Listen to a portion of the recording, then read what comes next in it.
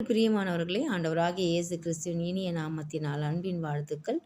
இன்றும் உங்களோடு கூட யாத்ராகமம் 36வது அதிகாரம் 5வது வசனத்தில் இன்னும் ஒரு வெளிப்பாடு என்கிற தலைப்பில் ஆண்டவருடைய வார்த்தையை பகிர்ந்து கொள்ள விரும்புகிறேன். மோசையை நோக்கி கர்த்தர் செய்யும்படி கற்பித்த வேலைக்கு வேண்டியதற்கு அதிகமான பொருட்களை ஜனங்கள் கொண்டு வருகிறார்கள் என்றார்கள். தேவைக்கும் அதிகமாக கொண்டு வருகிறார்கள். இஸ்ரவேல் ஜனங்களின் பாராட்டத்தக்க ஒரு மனநிலை தேவைக்கும் அதிகமாய் கொண்டு வருவது. ஆமென்.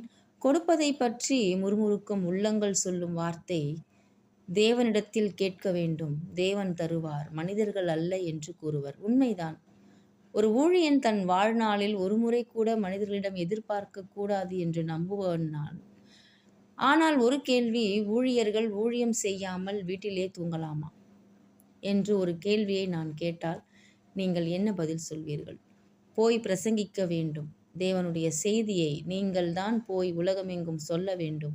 இல்லாவிட்டால் நீங்கள் தவறு செய்கிறீர்கள் என்பீர்கள் இல்லையா? உண்மைதான்.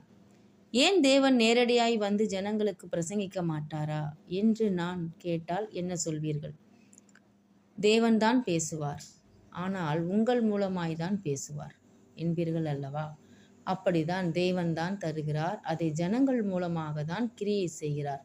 சில நேரம் அதையும் தாண்டியும் கிரியை செய்கிறார். ஆமென்.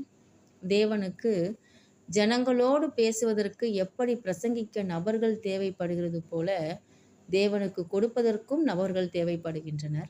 தேவன் நேரடியாய் பிரசங்கிப்பது இல்லை என்று வாதிடுவீர்கள் என்றால், தேவன் நேரடியாய் கொடுப்பதும் இல்லை என்பதை நீங்கள் ஒத்துக்கொண்டுதான் ஆக வேண்டும். தேவன்தான் உலகமெங்கும் பேசிக்கொண்டிருக்கிறார். தன் ஊழியர்கள் மூலமாக தான் பேசிக்கொண்டிருக்கிறார். தேவன்தான் உலகமெங்கும் கொடுத்து கொண்டிருக்கிறார். தம் பிள்ளைகள் மூலமாக தான் கொடுத்து கொண்டிருக்கிறார்.